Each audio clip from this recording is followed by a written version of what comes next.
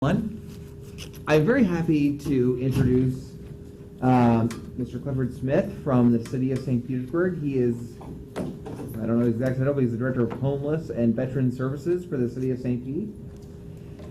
The reason that we scheduled this presentation, and thank Clifford for coming, is that I know that I and you as PSTA board members quite often receive customer and citizen comments and complaints directed at you or me related to PSTA complaining about either transporting or homeless folks at our transit centers or shelters.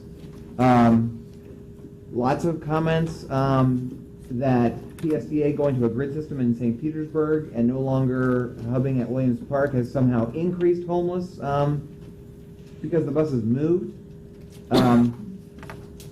We heard it, the folks, some of you who were with me at St. Pete Beach, we heard comments that the transit system somehow provided a way to move homeless people from St. Petersburg to Paso Girl Beach so that they could sleep on the beach. I think that comment was addressed, that we caused that in some way.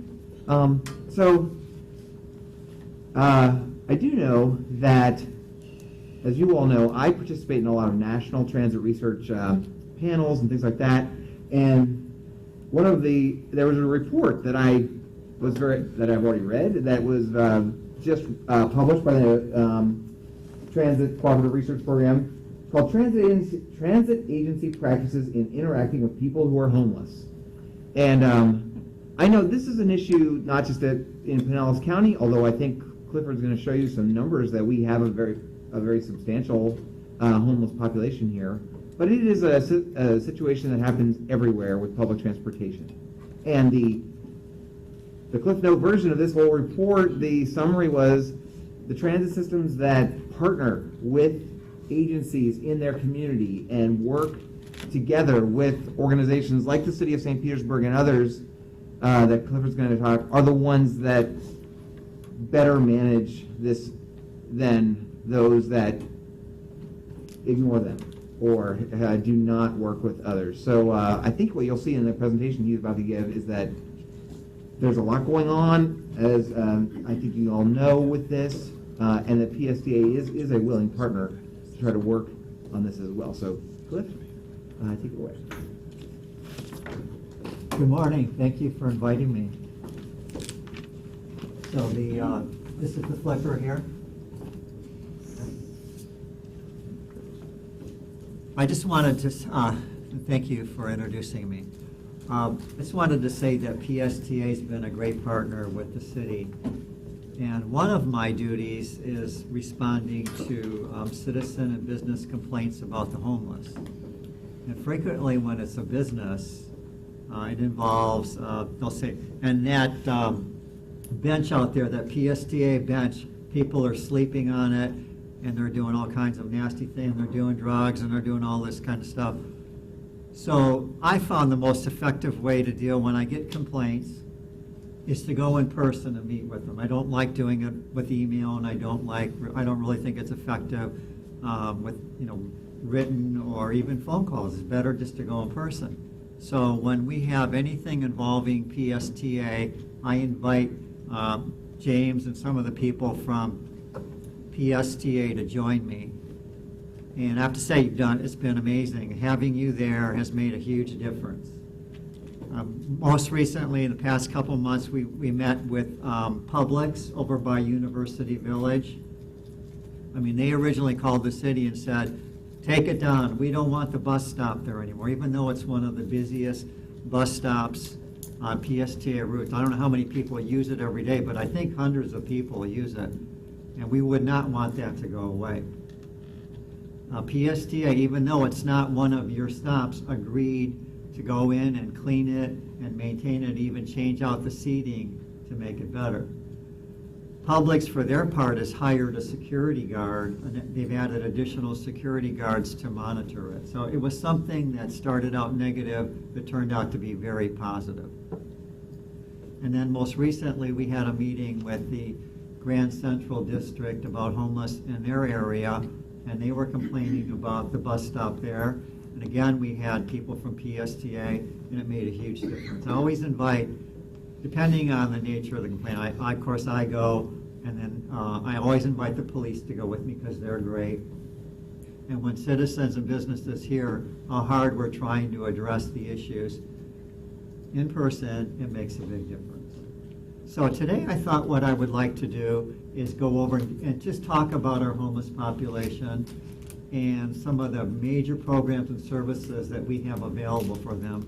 And I'm not concentrating so much on St. Petersburg as I am Pinellas County, because it really is a countywide issue. It's not just a St. Pete issue, even though 62% of the homeless are in our beautiful city. So, and the first slide is that yellow parking meter. We call it the power of change. And we got the idea from the city of Denver, and it's an opportunity to educate the public about, please don't give money to panhandlers.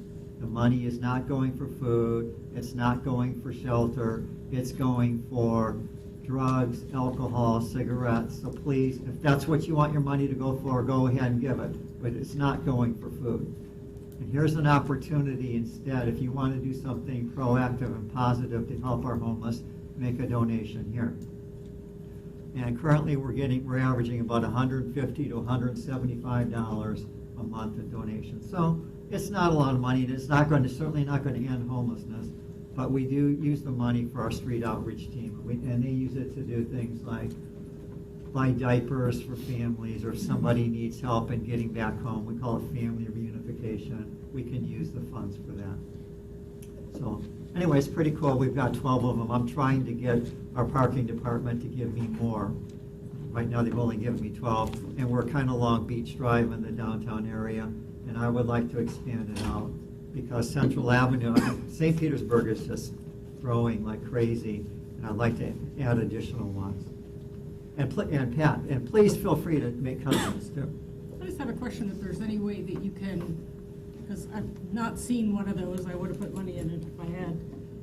You know, the pay by parking thing, or whatever you, Yeah. pay by phone. Park Mobile. Park Mobile, thank you. I knew there was a name. Is there any way for them to have a place where you can just add on Yeah, thank you. $1 for? Thank you so much for bringing that up. We do have that now. We do now have that option, Really? and people are using it. Really? So I mean, and I need to do a better job of publicizing it. We just added it a couple of months ago, Oh, okay. but people are doing it when they go to pay for their meter. You can add whatever. So most people add $1. We had one person that added $5. So yeah, it's an option. But really, it's not so much the money as it is the educating. We really, really don't want people giving money to panhandlers. It just works against everything we're trying to do, and not just in St. Petersburg, but everywhere. And then, so anyway, wanted to go over, just give you an overview of what our homeless population looks like, and please make comments, ask questions. So, this is, once a year we do a count of our homeless population. We call it the point in time count, and we do it for a number of reasons. One of the reasons is HUD, who gives us funding, mandates every community in America that gets HUD funding must do a count of their homeless population at the same time. And that's the last 10 days in January. Bless you. So we did ours on January the 28th this year. And when we're doing our count, Chicago, Detroit, LA, New York, we're all doing it at the same time. So you're not getting, the way we used to do it is we did ours in the winter because we have a higher homeless population in the winter. And then the northern cities did it in the summer. So we were double counting a lot of the people. Now we all do it at the same time. We also do it not just because HUD tells us. We also do it because we want to know how many homeless we have. We want to know where they live. We want to know what caused them to become homeless, how long they've been homeless, so we can address those issues. So for this past January, and this is startling when you see this number, but I want to explain we counted 6,307 people on one day that were homeless. 6,000 people. We are second only to Miami-Dade in our homeless population. They have a higher, you would think they would, but we have a higher homeless population than Hillsborough, Duval, Broward, Palm Beach, and those are counties that have bigger populations than we do. But we have a significant homeless population. And I want to qualify that number because that includes people that are, we call it couch surfing, doubled up. We include people that when they were arrested and went to jail, they had no address. We include what the school system gives us as homeless families. HUD doesn't consider any of those homeless. So if you subtract all of those out, the number that we counted that HUD considers literally homeless was 2,777. So that's significantly less than that figure. But we use that figure a lot when we're talking to the public because really, those people, if they were homeless when they were arrested, I still think they're homeless. If they're sleeping on somebody's porch or sofa, I still think they're homeless. So anyway, that's the number that we're working with. And the demographics are 3/4 of them are males, and that's consistent year after year. Last year it was 72%, this year 73%. It's always 3/4 males and 1/4 female. And 14% veterans. Now, that number is too high. There shouldn't be any there shouldn't be anybody who's homeless, right? But especially veterans. But it's going down a lot. Last year it was 17%. The year before it was 21%. And that's mostly due to the efforts. We have a program that St. Vincent de Paul operates called the SSVF Supportive Services for Veterans Families. And they can provide housing, they can do homeless prevention. So when I'm out on the streets and I'm talking to a homeless person, first thing I ask them is, are you a veteran?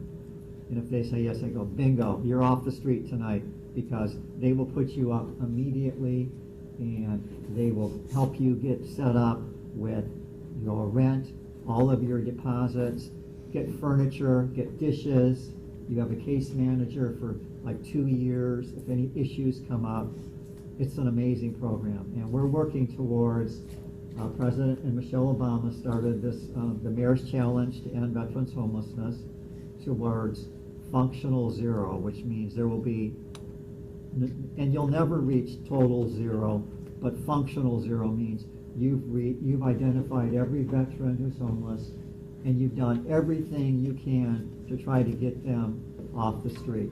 There are some, and I know this from personal experience, that, no, leave me alone, I don't want to come up, I'm fine, leave me alone, they won't even talk to you.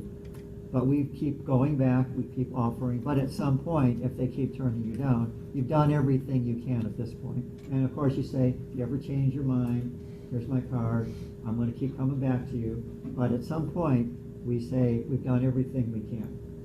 We're working towards functional zero here in Pinellas County. We're not that far away. I keep hoping that we'll be able to achieve it this year. But that's a really good program. They do a really good job with it. 23% report having mental health issues and 22% substance abuse. And from my experience, it's usually co-occurring. If they have mental health, they also have substance abuse issues. And I actually think those numbers are low. For the people, the chronic, like in St. Petersburg, that have been hanging out at Williams Park. And by the way, there's a lot less homeless at Williams Park. And but that are like down by Unity Park, St. Vincent de Paul, or that are sleeping in the woods somewhere. Most of them have significant mental health issues and substance abuse issues. Close, I would say well over 50%. But these are the figures that I'm presenting today are what they admit to. So if they say no, I don't have any issues, then that's how it gets counted as no. So where do they live?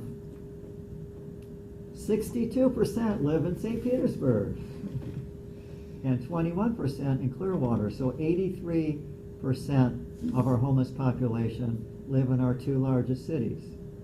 which kind of makes sense when you think about it. We have, in St. Petersburg, we have the most services. You know, we have St. Vincent de Paul, which is they have a night shelter, a soup kitchen, a granted per diem program for veterans. They have a family shelter. We have a day services program that the city pays for with showers and phones and computers and, you know, bathrooms. Bathrooms are big. So we have Beacon House, which is a men's shelter. We have the St. Petersburg Women's Residence, a women's shelter. So we have a number of programs in our city, and it does, to a certain extent, it does attract people. I'm not saying if you build it, they will come, but we in St. Petersburg, we're all about helping people. We try not to criminalize homelessness. We do everything we can to get them connected to services. Sometimes, you know, if they're doing something illegal and they're refusing help, at some point the police have to get involved. And but still, even when the police get involved, we still try to get them help. We don't want them to go to jail. It's not an effective way. The Sheriff Galtieri has told us, you know, how much it costs, $126 a day, I think, for someone in jail versus $13 a day at Safe Harbor. So it's way more cost effective to help them than to jail them. And then to get out of jail, they go right back to doing what they were doing anyway. So it's better to try to help them. And then the other cities, there's 3% in Tarpon Springs, 4% in Pinellas Park, and 4% in Largo. So anyway, that's kind of where our homeless population is. Any questions, comments on that? I got one. Yes, please. Years ago, when I was living up in New York, they closed down all the shelters for people who were disabled or who had mental health problems, and that's when the homeless population increased in New York incredibly. Yes. Is that the same thing here? Yes, thank you for bringing that up. We had, we had a lot of the big state mental health hospitals in Florida that pretty much, with the exception of Chattahoochee, and I don't even know if any others are even up, but we had a number of them, Arcadia, where we house people that, really they need someone to take care of them. They can't take care of themselves. And the idea was, and I think it was with good intentions, was you really don't need to be in an institution. We're going to let you go back in the community, but we're going to have support. We're going to provide support. We're going to provide housing. We're going to provide case management. Well, they didn't do that. They just closed them and left them out on the street. So now that's why you see a lot of people, that are walking around mumbling to themselves. Those were people who used to be in those programs, who used to be in the hospitals, and really, I think they were better off, rather than being vulnerable out on the street. And a lot, I talk to, and I feel so bad because they get income, they have money, they usually get a SSI or Social Security check, and they get taken advantage of every month, even if they have a payee. I don't know how that happens, but they end up getting robbed. Some of their payees aren't very good. They just give them their money, and then every month, if they know, the people on the street know, homeless crime on homeless is rampant, unfortunately, and they get taken advantage of. They would have been so much better off in but they're closed now, so. That doesn't mean that we shouldn't do more to provide case management and make sure everybody has housing. Nobody should be out on the street. There is no rational reason to do it. And look how much it costs us they're using the emergency rooms, they're in jail. There was a guy this is a true story, there was a guy in Las Vegas, they called him $1 Million Murray, and some of you have heard about him. They did all, he was in and out of the emergency room, he was in and out of jail, and, they calculated how much they were spending on this guy, homeless guy, chronic alcoholic, $1 million. That's what it cost to do all. He could have been at the penthouse at the Don Cesar for less money than they were spending on $1 Million Murray. We all have our $1 Million Murray. We have them here in our county. We have our own $1 million Murrays. So it's not a cost-effective way to do it. But thanks for bringing that up. That was good. Any other observations? Just that, Pat? the county has an initiative this year, I know you know about this, that is working with, I think it's 33 people who bounce in and out of jails and hospitals and Right. are chronically homeless. It's almost $1 million for these 33 people, but they do an intensive case management, trying to get them into some kind of housing, and I think they've, or into some kind of housing and keep them there. But yeah, it's expensive, and I think they've only gotten 22 out of the 33 so far involved in any way, in any services, but these are the high-end users. And they're tracking everything to see what the success rate is, but I'll be interested to, but I think it's Me a too, yeah. great idea. It's a great pilot. So I wanted to just talk about some of the, and there's more than this, but I wanted to do kind of the highlights of the homeless initiatives that we have in our county. Well, first off, we have our street outreach teams. St. Petersburg started our team in 2006, and it was so successful that we replicated it throughout the county. There are now 5 teams: St. Petersburg, Clearwater, Pinellas Park, Tarpon Springs, and the unincorporated areas of the county that the sheriff provides the law enforcement part for. And the way the team works is you have a law enforcement police officer teamed with a social worker. We got the idea from the city of Fort Lauderdale. They were doing it. They came up to St. Pete, talked about it, and we decided to implement it. And it works amazingly well. Having the team of a police officer and a social worker, it works really well, and they're out there right now. They're out there right now in the areas where the homeless are most prevalent, like in St. Petersburg.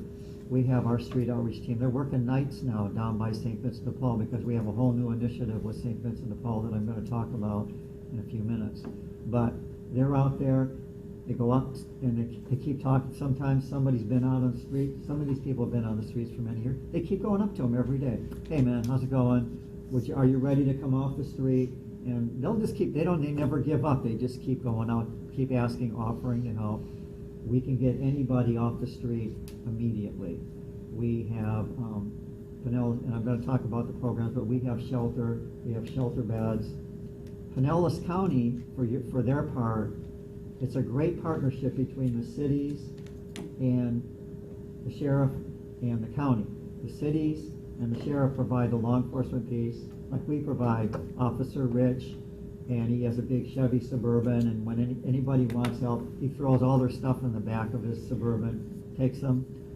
And the county pays for the social worker. They have an emergency fund that they can use to help the people, and also overnight beds. And we have overnight beds at Turning Point in St. Petersburg and HEP, Homeless Empowerment Program. Used to be Homeless Emergency Project, now it's Empowerment Program. Both are really, really good programs. So the county and the cities, and it really is a great working partnership. We've been doing this now for a number of years, and every day, sometimes I get discouraged when I see the same people out on the street. But what I have to remember is every day there are people seeking help. The shelters, the Safe Harbor, Pinellas Hope, they're mostly full all the time. So people are taking advantage of it. We have homeless person storage units. You know that there was, I think it was the previous slide.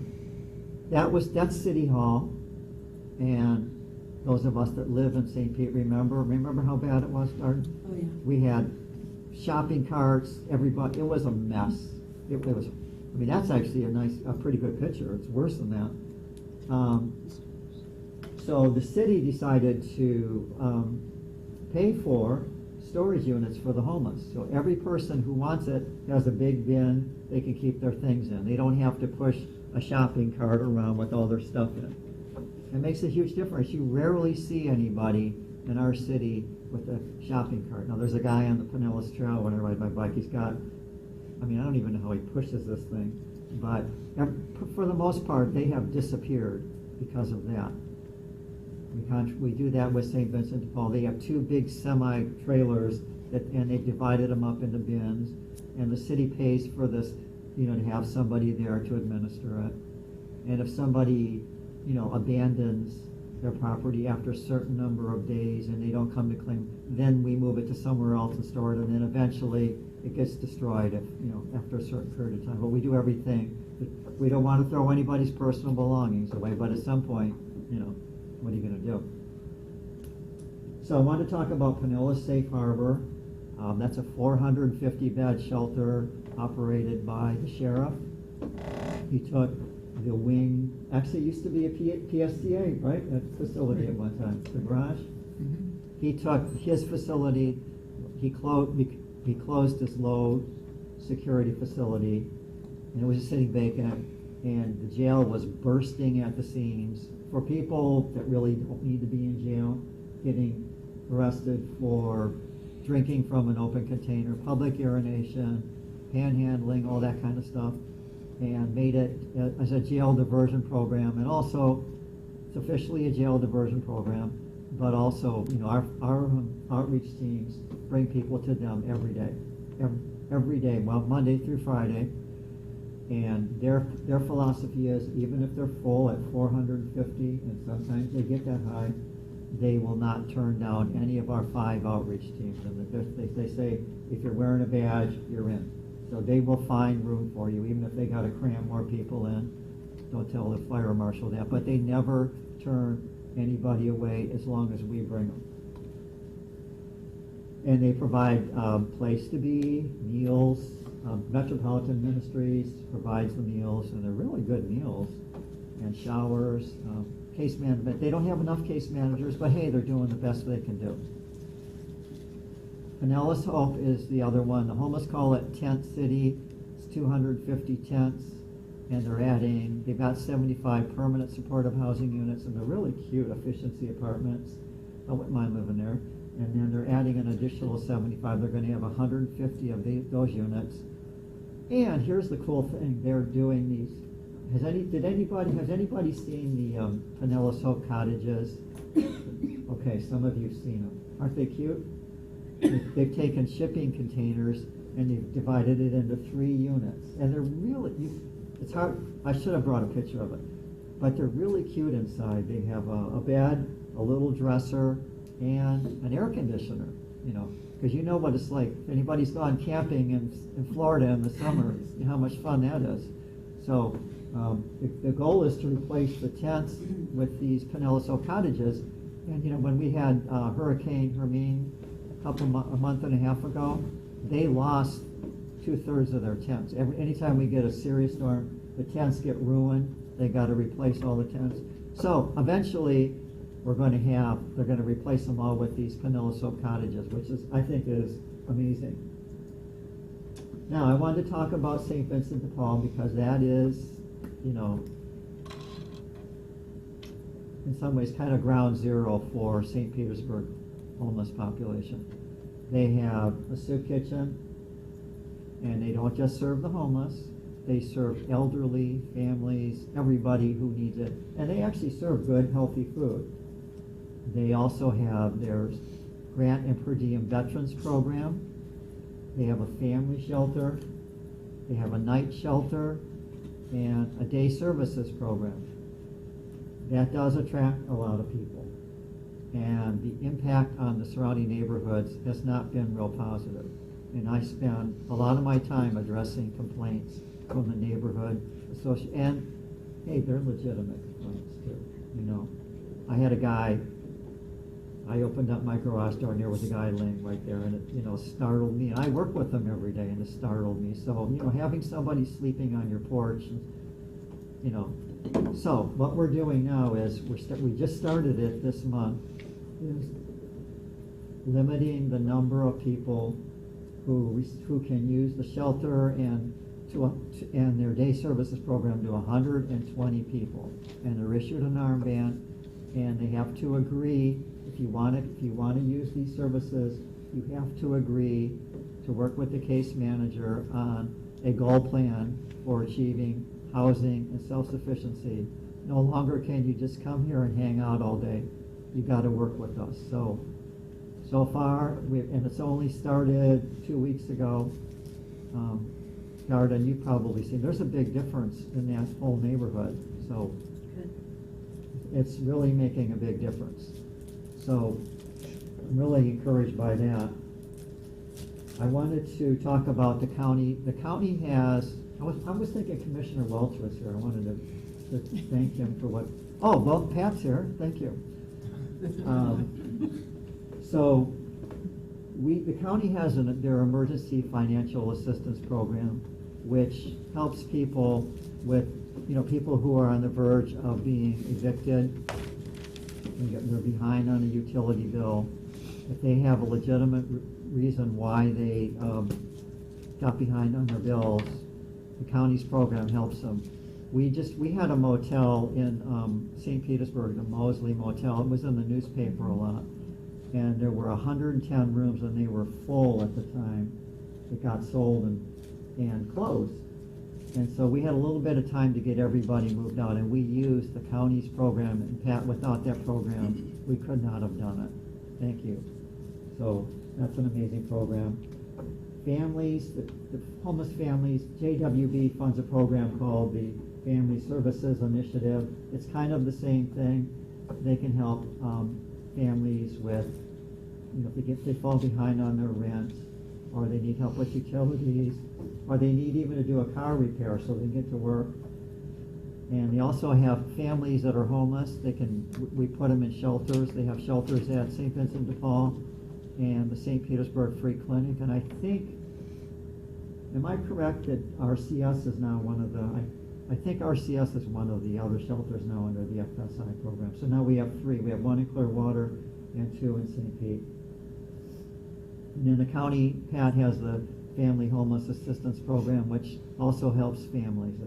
And they took a lot of the Mosley families too. So we could not have done this without the help. And by the way, everybody, when it came to October 3rd and the sheriff came and to do the evictions, everybody had a place to go. I was thinking, oh no, I can just see families sitting on the curb on 34th Street, a little girl with her teddy bear crying, with all the TV cameras were there, and that didn't happen because of the partnership. And it wasn't the city, believe me, it was our partners who stepped up big time to help us. And finally, I just wanted to talk about, we're doing a whole system redesign for our homeless services program. For years and years, ever since I've been in human services, we call it the continuum, continuum of care.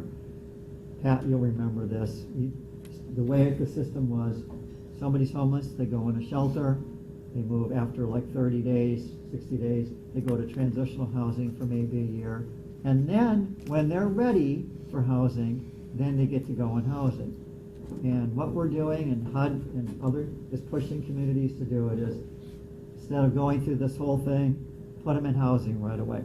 Right away, go into housing and bring services to them. Everybody's ready for housing. You don't need to graduate through all these different levels. So, but we're just getting that going. So, but I'm encouraged by that. And Pinellas County stepping up big time, $1.5 million additional funding for that. And St. Petersburg, we're doing $400,000 in general fund and $100,000 from CDBG, $500,000 in addition to what our city already funds.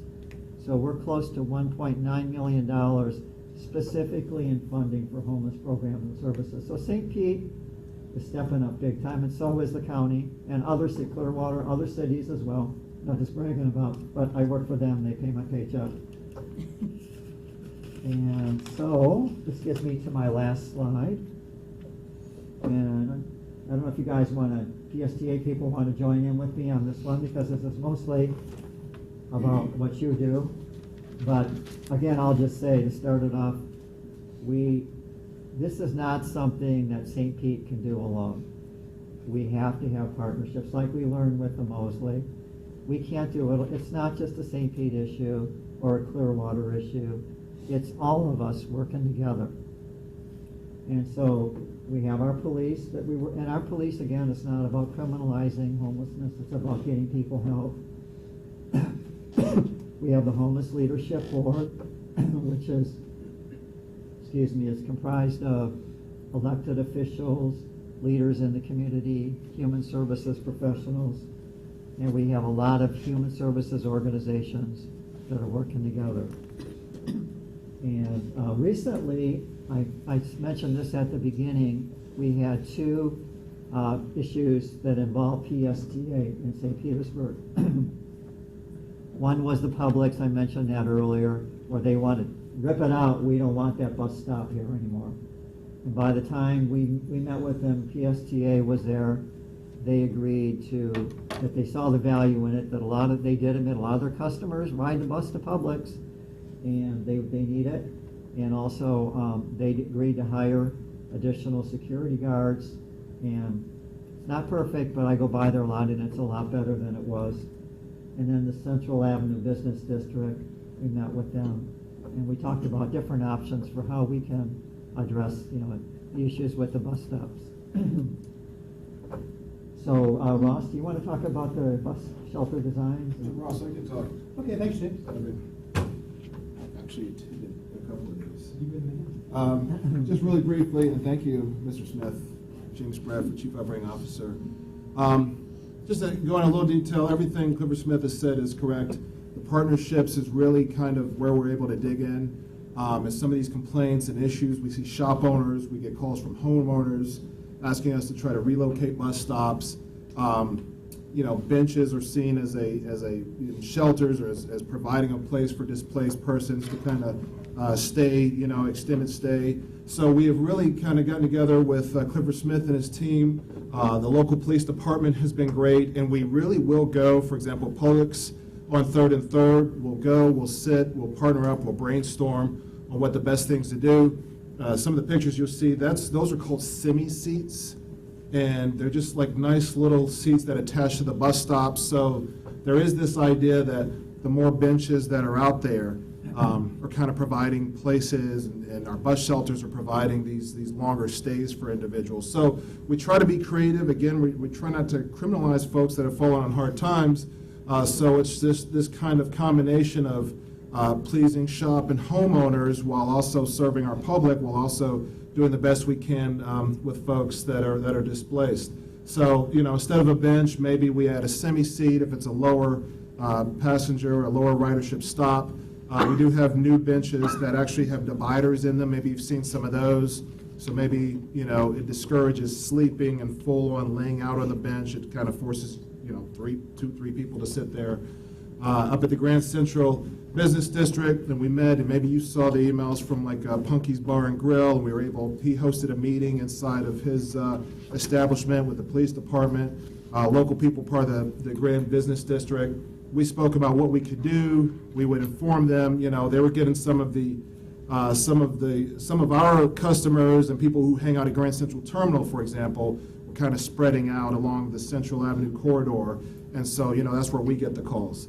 Henry's team, we've gone out there. We've put up stronger fences around Grand Central Terminal to kind of discourage the foot traffic from crossing in between, in and out of there.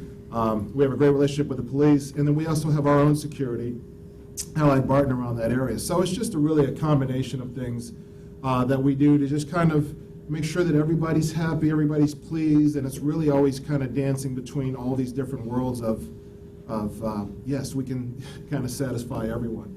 But that's pretty much it. I don't know, down at the bottom, transportation provided, of course, as you know, we do our best to partner up with different agencies, and Ross, if you want to add something to that, to really just make sure that we just kind of keep everybody moving and that they have a way to get to a lot of these facilities and these places that Mr. Smith has mentioned. So we do our best to provide that. Just as Brad mentioned when he introduced us, it's all about partnerships. And so for years and years, PSTA has been partnering with every agency that Cliff mentioned today. and many more to ensure that the folks who happen to be homeless and are otherwise transportation disadvantaged are getting those affordable bus passes so they can get their vital needs met. And working with those agencies to make sure the bus passes get in the hands of the people who need them, and to help understand the needs of the community and to help make sure that they get met in the best way that we can. So I just want to thank Cliff for coming in today and all the great information. Thank you. Okay, thank you, everybody. Appreciate it. Thank you very much, Cliff. You're welcome. Thanks, Cliff.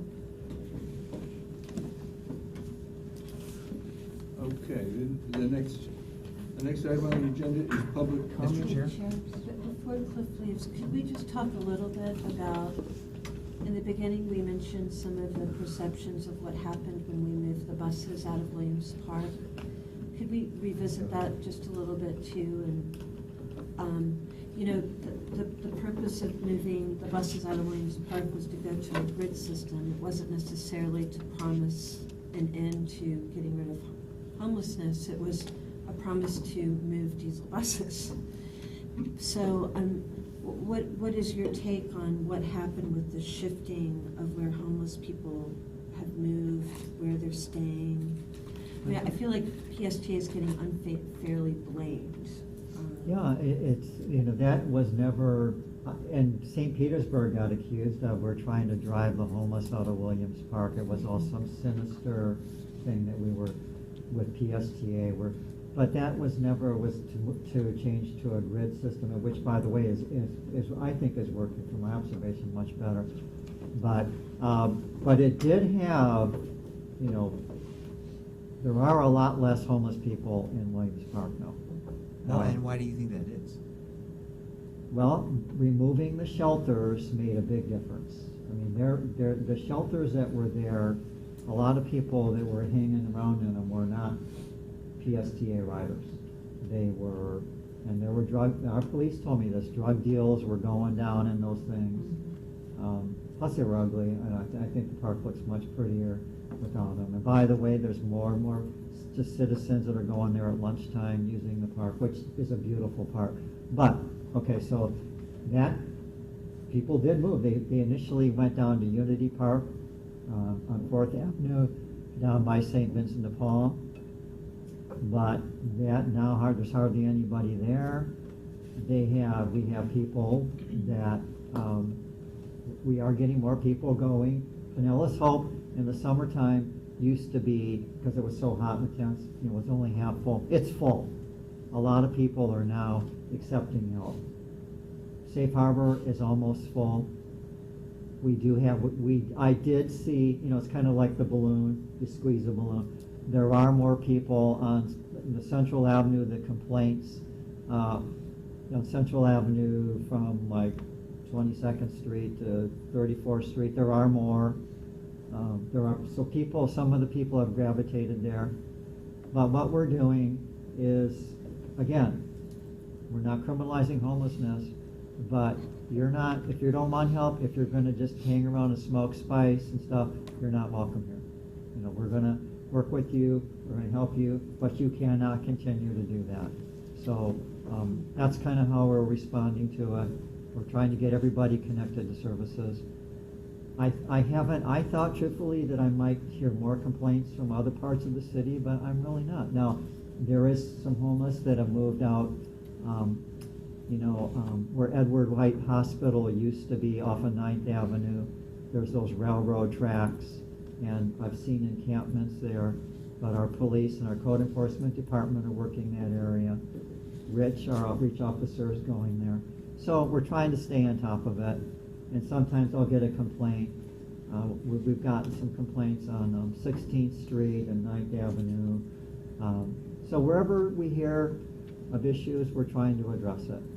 But I have to say, overall, even though this was not our intention, it actually has been a very positive thing for the city of St. Pete by making, not having Williams Park being the one place where everybody comes to catch another bus. I don't know what you call that, but going to the grid system has made it, I think it's a more efficient system from my perspective. I'm not in your business, but and it's made conditions in our city a lot better. No, we always have and you're invited, November 11th, we have our Veterans Day celebration, 8 o'clock at Williams Park, please come. And I remember trying to talk, and as the buses are roaring off, no one could even hear what you're saying. So I'm looking forward to our first Veterans Day without that. But thank you for bringing that up. I meant to mention that. Thank you for your great work, Cliff. Thank you. I think Bill had another question. Well, it's more of a comment. Thank you for the update from St. Pete. I picked up a couple of things I want to take back to Clearwater, but Clearwater took a whole lot from St. Pete, because you had Dr. Marbut come in and help you, and we brought him in and been doing some of the same things. And I know working cooperatively through all the communities has a benefit. And again, in Clearwater, it's just, we're trying to help these folks. And one of the biggest problems is people that are trunk feeders and they're helping to enable people to live without the support. And it's great to hear what St. Pete has done. Thank you so much for that. And thanks to St. Pete for being the leader in the county, along with Pinellas County and the sheriff. So.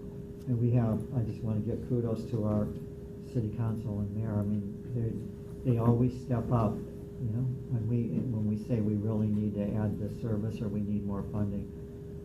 Since I've been with the city, you have never said no. Thank you, I appreciate that. Well, and I just wanted to say that the city's very lucky to have Cliff. 'Cause he worked for the county for, I forget how many years, 35. over 30 years, right? 35 years. Thank you. And he's been the homeless advocate for that many years. Thank you. You're not ever allowed to retire. The whole thing would fall apart without you. No, it would be fine without me. But thank you. I enjoyed this. I appreciate the opportunity to come in. Thanks again. The next item on our agenda is public comment. Does anybody have any public comment? No public comment? The next item is action items, and we come to the September meeting minutes. I've looked at them. I didn't have any problem with them. Does anybody else have any additions or corrections? Second? Second. Okay. All in favor? Aye. Okay. The meeting schedule, planning for 2017. I hope everybody's had a chance to look at that. Does anybody have any problems with that? Move approval, second. All in favor? Aye. Aye. And then we get to the service changes, and there's Cassandra. I'm ready to GO. Sitting there listening to Cliff this morning, there are some days when it feels like all of the work that we did for Williams Park and changing to the grid system in downtown feels like it was just yesterday, and there are some days when it feels like it was years ago. We have done so much in a short period of time, and here we are talking about a year later the service changes and the improvements that we're going to make for our system.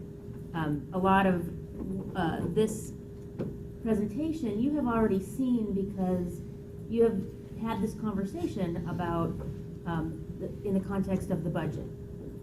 So we have looked at what we could do with that increased ad valorem revenue and shown you some of the opportunities we have to improve service on the weekends and in the evenings without increasing our fleet. We know that we have some other changes that need to be made, again, also in the context of items that have already come before the board and the Jolly Trolley agreement, making some changes to those routes too.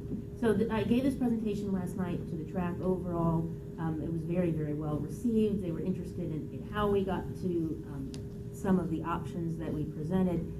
But I'll just go through this very, very quickly. This is an action item, and the reason that it's an action item, although you feel like you've already approved it in the context of the budget, is that we need to have some public hearings for a couple of these changes because they are considered significant, and this is in accordance with your rules and regulations and Title VI.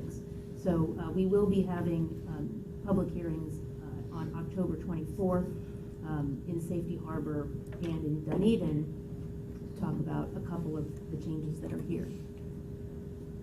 So as you recall, we discussed weekday service expansions. We made sure that there was some geographic equity across the county, but looking at those high ridership routes, taking these 3 routes, the 78, the 59, and the 14 from north to south, from about 7:30 average to 9:30, or from 9 to 11. So I think that will be a great increase for the people who ride these routes. Saturday frequency improvements, taking some of the routes that we have that you see on this map from about an hour service to a half-hour service to more closely mirror what's happening during the weekday. And again, the same on the service expansion, looking at how we are operating during the weekday and trying to match Saturday to that. For the Sunday improvements, we do have a few frequency improvements, and this was our #1 priority in the entire proposal, is to take anything that we were operating on Sunday and make sure that we were operating at a 60-minute frequency or better.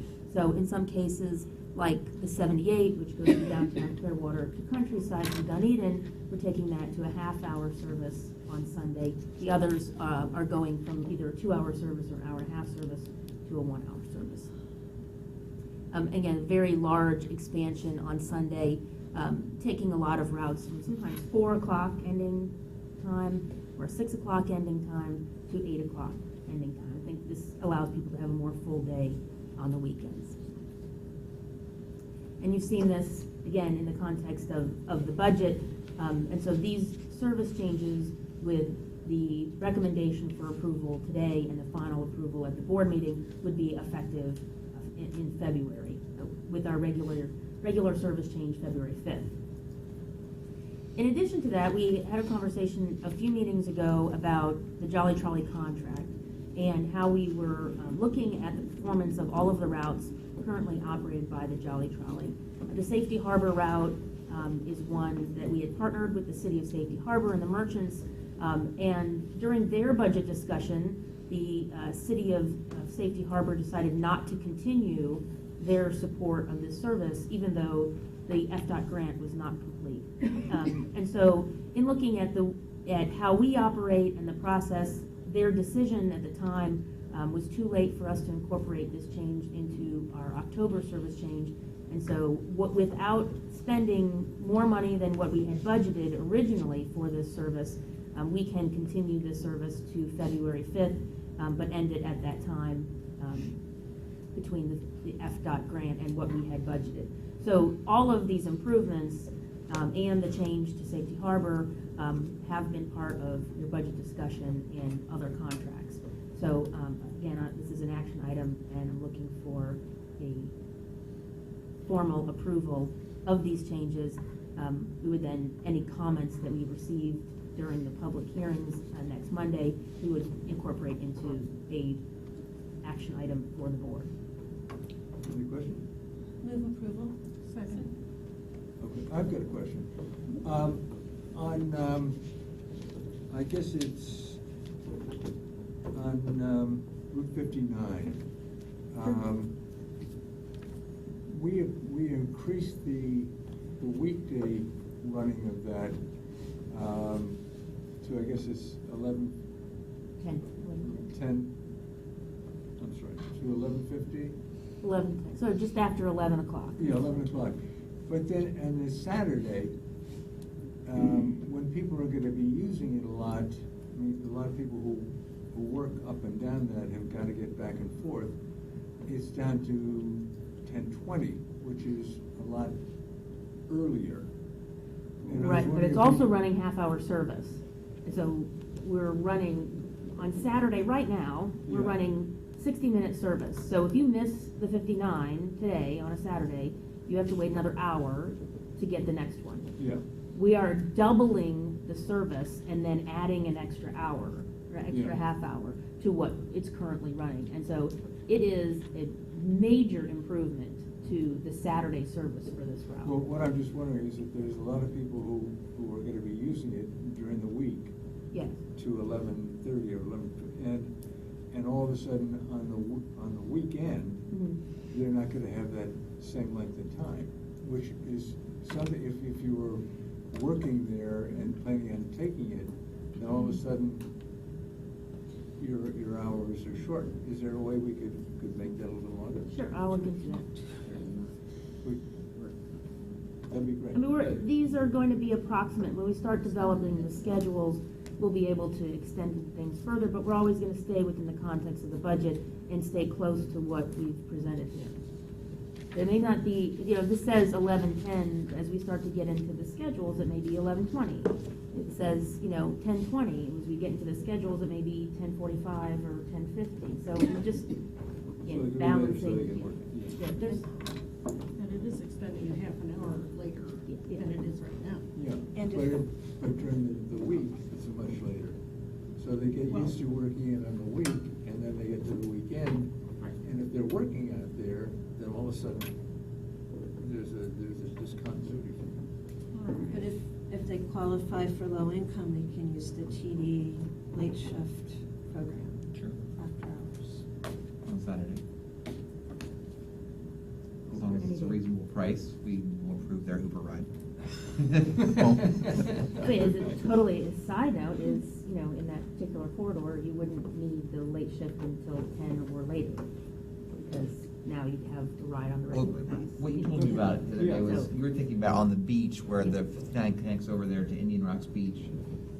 Yeah, it's To, just to people who connect work with there. the restaurant workers and other people on the beach that are taking the Suncoast Beach trolley and transferring.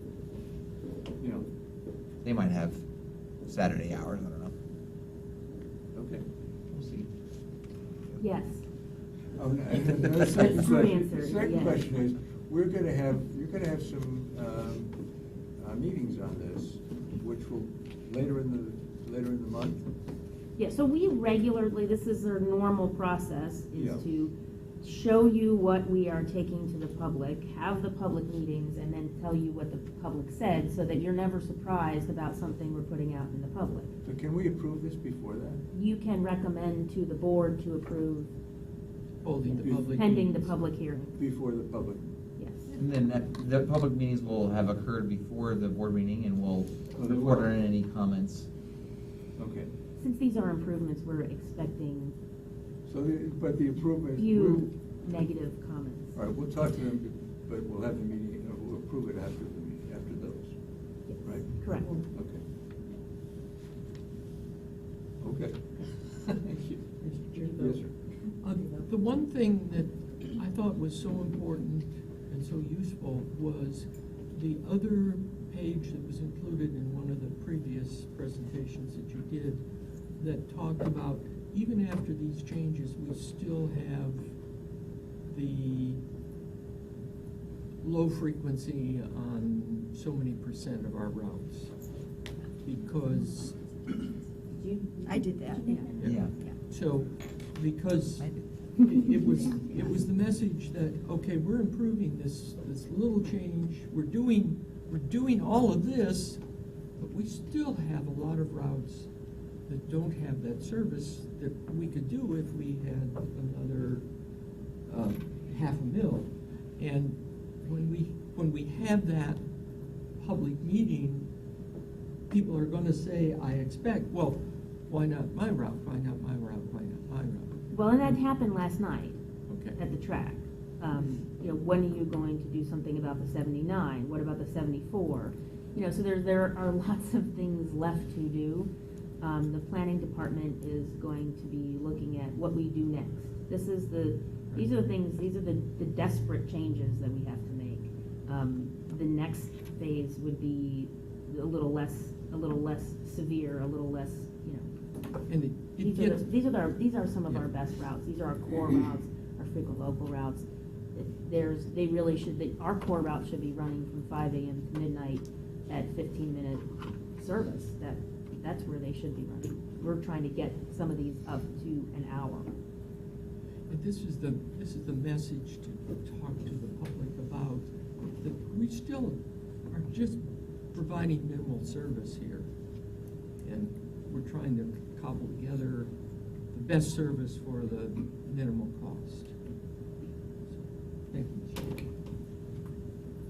Anybody else? So then we will put this on the, recommend this to the committee as an action item, not as a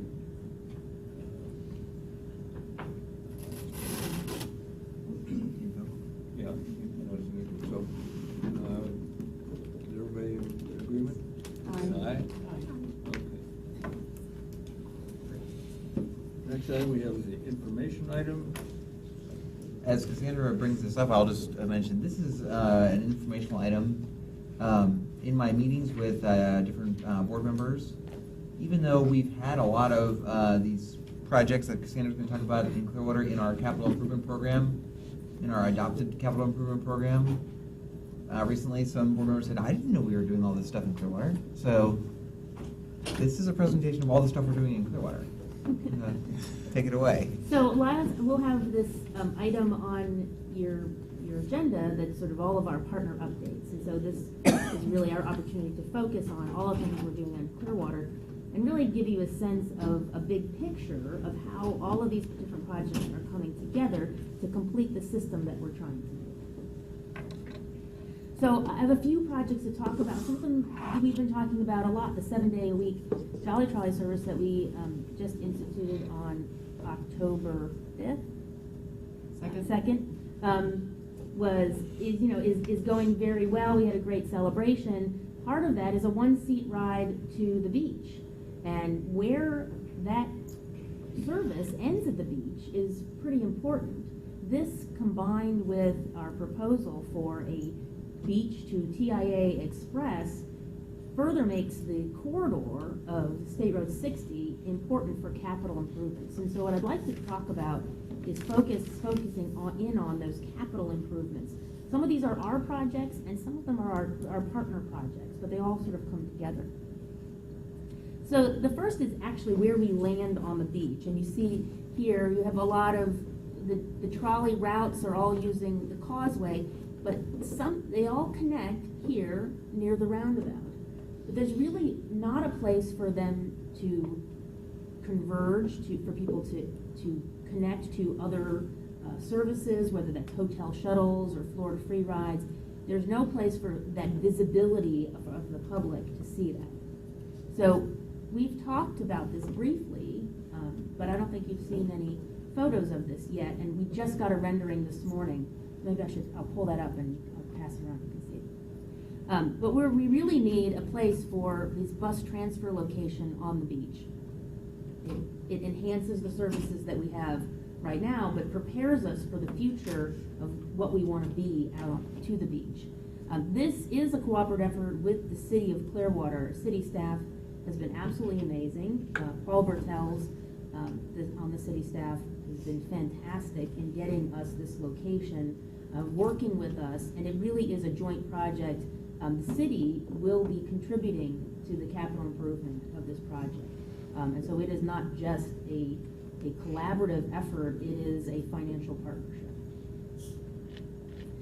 We will be looking, this area is, you see the traffic circle on the west side of the image. This is just as you come over the second little bridge onto the beach. There's the Barefoot Bay Beach Club Hotel just to the north. This is city-owned property, and the parking lot that's within that red box is owned by the city as well. So this is within the right-of-way. We would have room for about 3 buses here, as well as a shade canopy, very, very nicely done. Something that's a little bit different than our shelters, but iconic to the beach.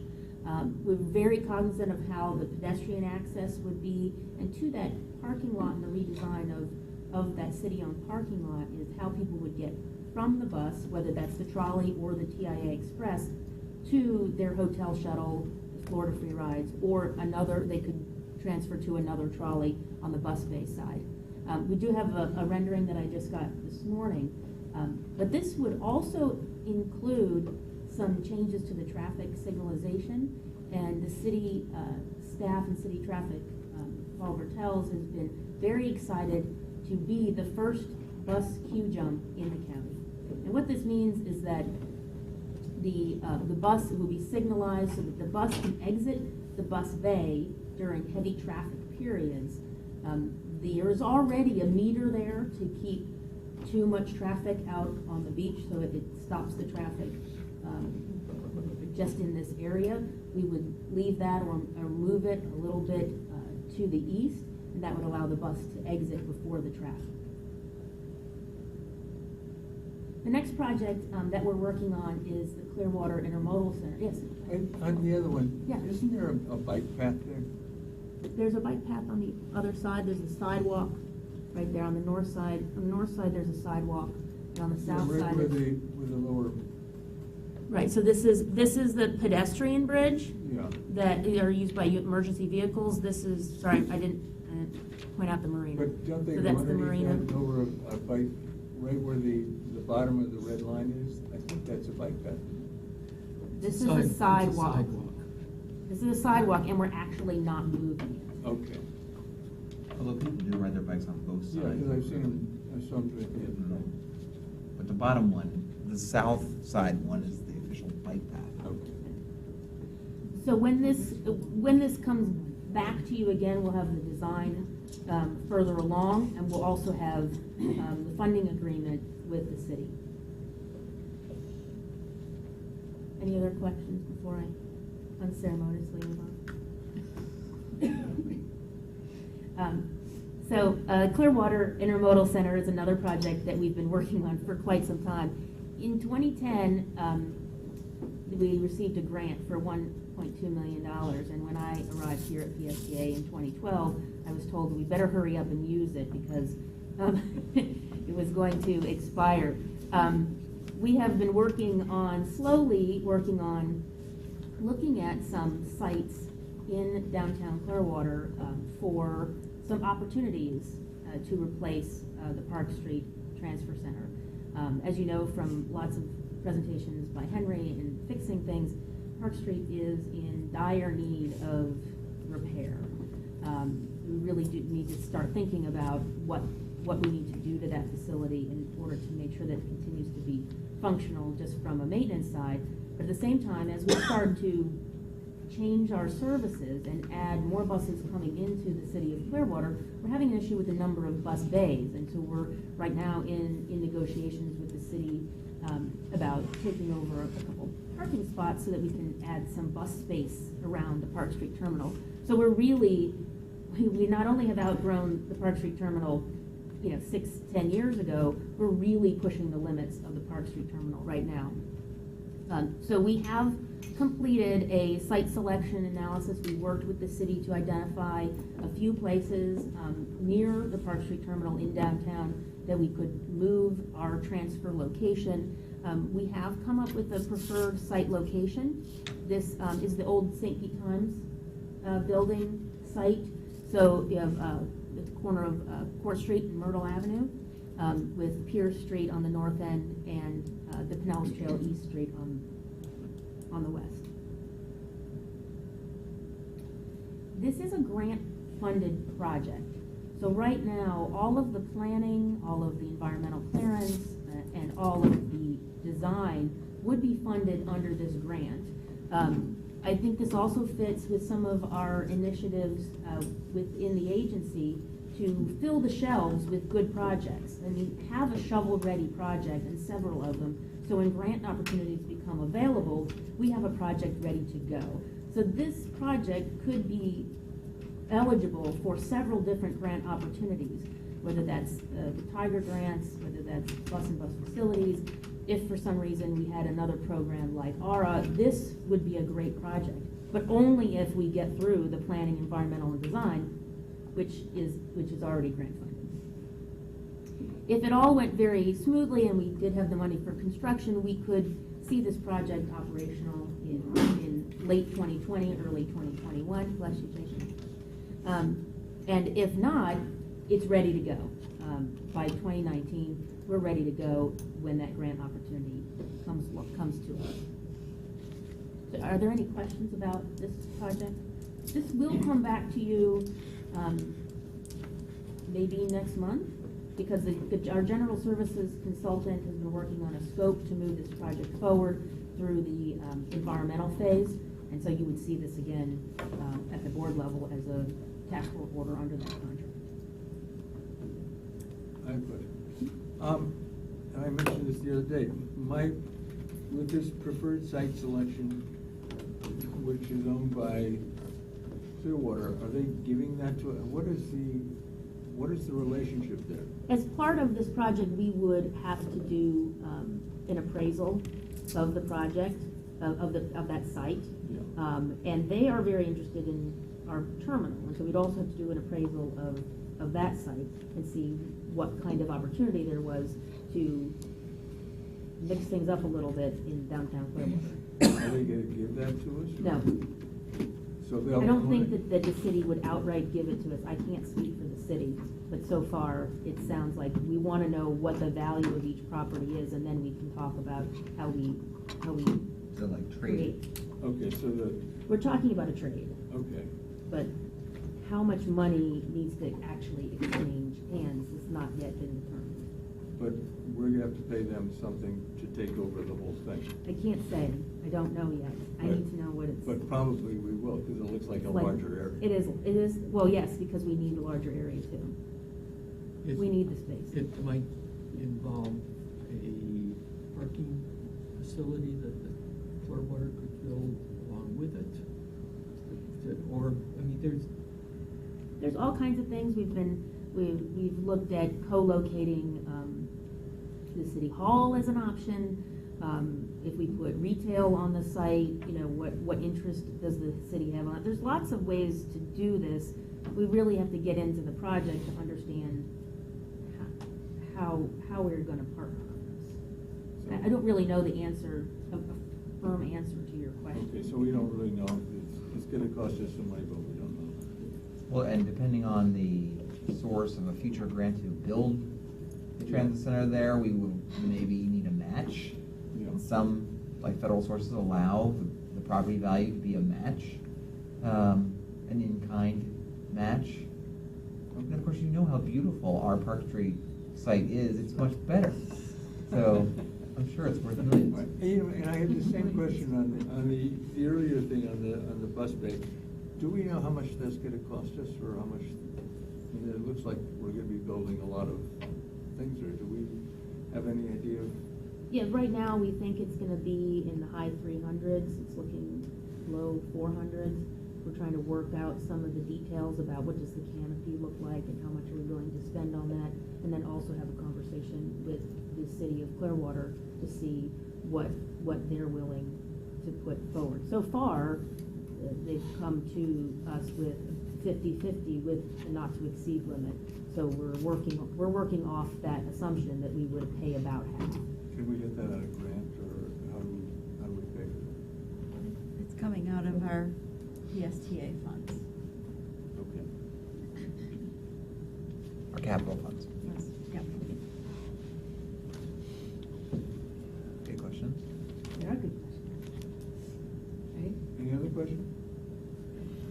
We got two more more. Clearwater things here. Quickly, the Memorial Causeway Bridge is a DOT facility, but in order for us to get the most efficient use out of our current operating services, as well as our future proposed services, we really need to have our own lane on this bridge.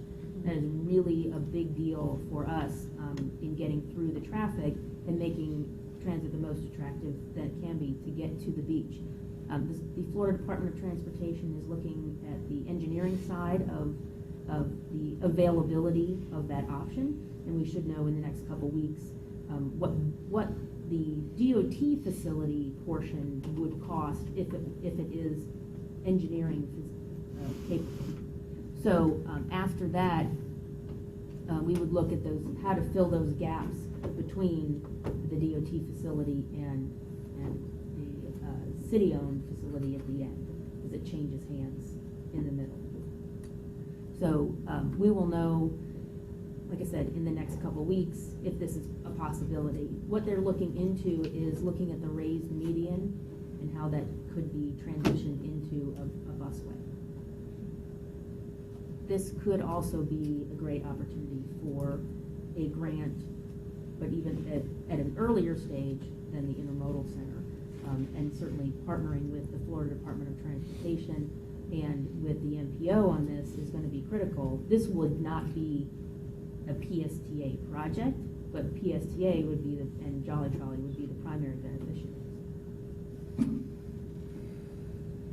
So last but not least is, again, filling the gaps.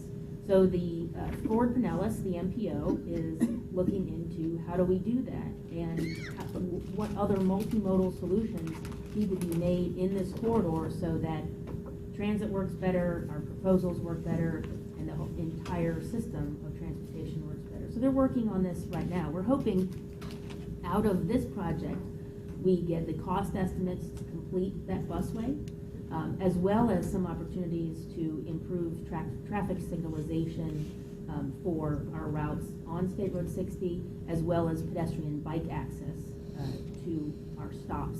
So this is going to be very important. We are contributing to this project financially, and we are paying for the estimation of ridership on the TIA Express as part of this project. And any questions about all of this? The last two won't come back to you in the form of a financial request and the bus bay on the beach and the Intermodal Center will. Will this be presented to the board, or is this just for planning committee's information? I'm not saying it should go one way or the other. Right now, we're looking at our October agenda. It's looking pretty full. Okay. But we'll certainly have this as included in the packet, and it'll be a report. You can mention it. I'd like to take it to the Clearwater Council just so they know what's going on.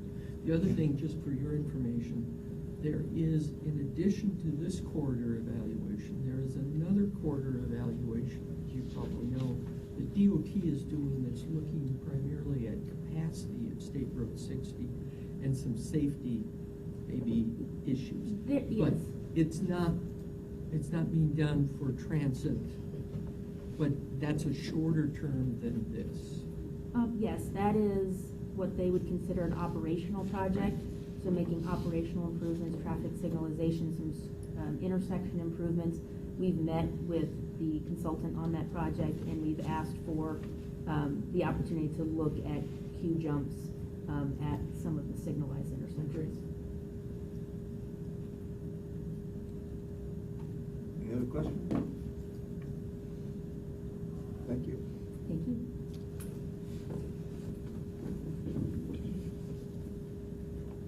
Our next subject, our next meeting, our next question is future meeting subjects.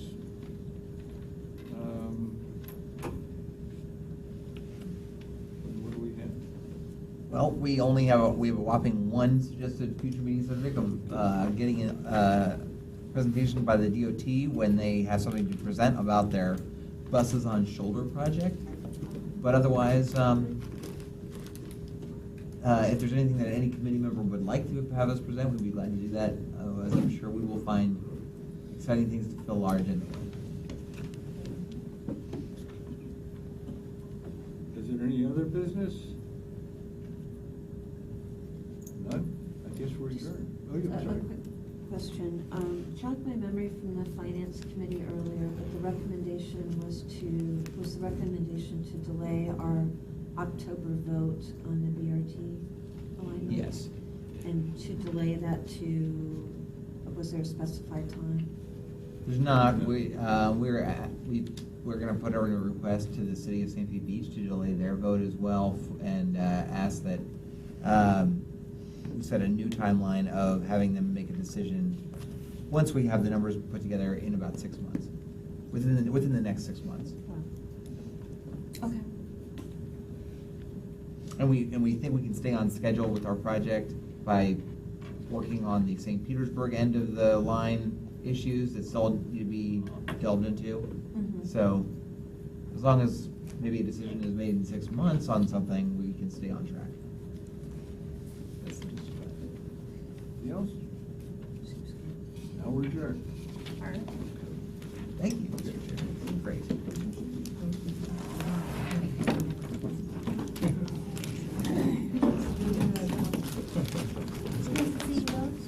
Yeah. These are just, this is the first account. Oh, okay.